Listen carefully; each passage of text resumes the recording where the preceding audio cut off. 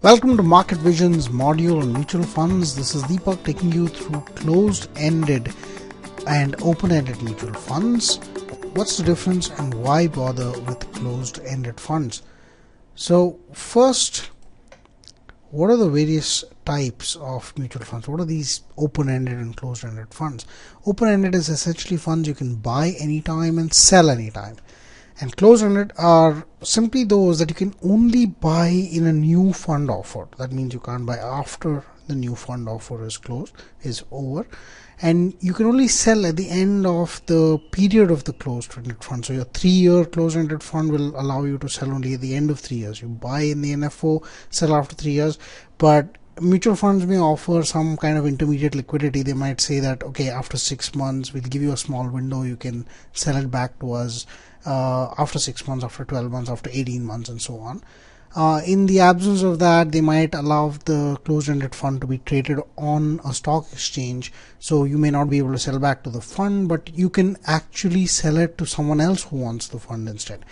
Closed-ended is more like closed entry. They may allow you to sell it before the end of the closed-ended period, but you can't buy after the new fund offer, after the NFO.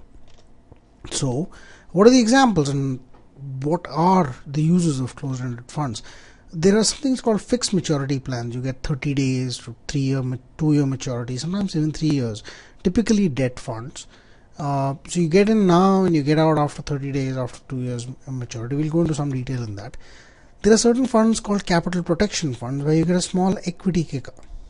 The idea here is that maybe 20% or 10% of the corpus is invested in equity, and over time the debt returns help to protect the capital. The equity returns provide the kicker on top of it. So if the equity goes to zero, the debt part of the portion of the mutual fund will cover the capital protection. But the reason this is closed-ended is because the debt actually has to run to the end before it can actually provide that kind of capital protection. Because if you bought a debt fund which was a capital protection fund, and you try to get out in 6 months when the fund's period was actually 3 years, then there won't be any capital protection. So that's one of the other things. There are also a lot of equity funds, small, mid cap, sometimes even large cap funds, which have been opened in as closed-ended funds. We'll go into some detail about that. So why bother with closed-ended, right? So for equity, there's no real reason. Open-ended is just better. Fixed maturity plans, on the other hand, offer certain types of tax arbitrage. So let's say you invest today on March 25th, get out on April 10th of next year, right? So 2012, April 10th. You get 2 years of inflation indexation. What happens is, because you invested in this financial year, this 2010-11, you get the subsequent year's inflation rate, that is 11-12, and then 12-13 is April 10th is basically after April 1st 2012, so you get 12-13. So you bought in financial year 2010-11, you sold in 2012-13, you get 2 years of inflation indexation, about 6% per year. So technically you get 12% of your returns tax free. On a 400-day FMP, these funds would achieve between 8, 9, sometimes nowadays 10%. So you get 12% tax free. 10% is what you get, so you don't have to pay any tax on any of these on the entire gain, although you held the entire FMP for just a year and a little bit. But then the direct tax code in 2012, this is not yet notified, so it may plug it. It may say that, well, you're not allowed to do all of this stuff. What it really means to do right now is to say that, listen, if you do this process that I just mentioned, you'll only get 1 year of indexation, not 2. So there was also a scam in the, well, I call it a scam, but it was technically a loophole that was exploited pretty badly. So there were some rule changes in 2005-2006 for open-ended funds. There were some things called NFO charges. When you create a new fund offer or new fund, the new fund period involves a lot of expenses, marketing, advertising, and distributor commissions, and so on. And these new funds were allowed to charge 6% of the corpus they collected in the new fund offer as a part of their NFO charges. and instead of charging that 6% immediately to the fund, these 6% was amortized over the next 5 years for all funds, for open-ended funds mostly. So Reliance Mutual Fund, for instance, opened out Reliance Equity Fund. They collected 5,000 crores. 300 of it was assigned as NFO charges. These was paid to distributors and trips to God knows where and all that stuff. And then the 300 crores actually was charged to the fund over the next 5 years. So if you're invested in that fund, you would see the money slowly trickling and hurting your NAV. So SEBI removed these NFO charges for 5 years on all open-ended funds. So the distributors obviously start getting lower commission, now less than 6%. And technically, distributors tend to be very greedy about these things. They said, well, we want 6%. Is there a way?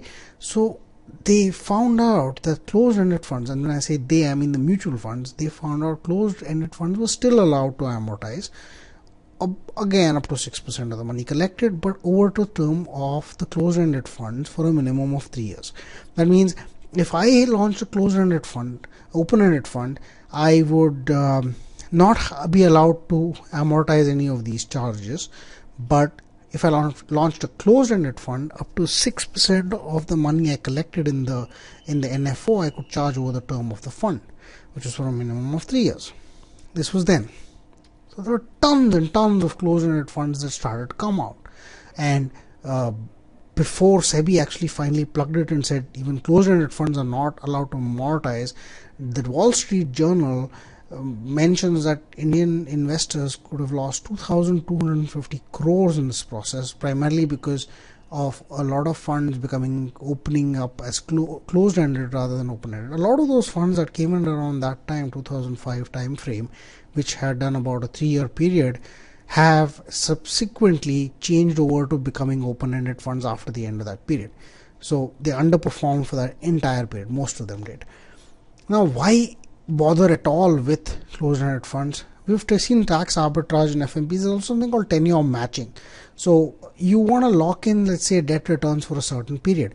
Today, for instance, 1 year bonds are trading, or corporate bonds or corporate commercial paper for less than a year are trading at 10% returns annualized.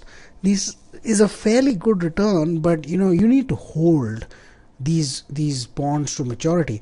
And in an open-ended fund, people are coming in all the time, they're going out all the time. The fund manager can't really get the confidence to say, I'm going to buy these bonds, I'm going to hold them till maturity, and I will collect the full 10%. So FMPs are used to say, well, get in now, you can only get out at the end of the tenure. And I mean, at this point, we can see that 10% is the average return for the term that you're looking for. So you have an idea of how much you'll make. Now, for equities, you shouldn't bother with closed-ended funds at all. So there's tenure matching in FMPs, which help you get a certain percentage return. Now, what happens, of course, tomorrow if RBI raises rates again, these 10% become 12%. You won't get the 12% if you had invested in that FMP today. You'll still get only that 10%, but at least you get 10%, which is much better than most fixed deposits nowadays. And for equity, I wouldn't suggest a closed-ended fund at all. Right? So that's all we have for you. We'd love to hear your comments. Do visit our forums, mail us, talk to us, and we'd like to thank you for listening.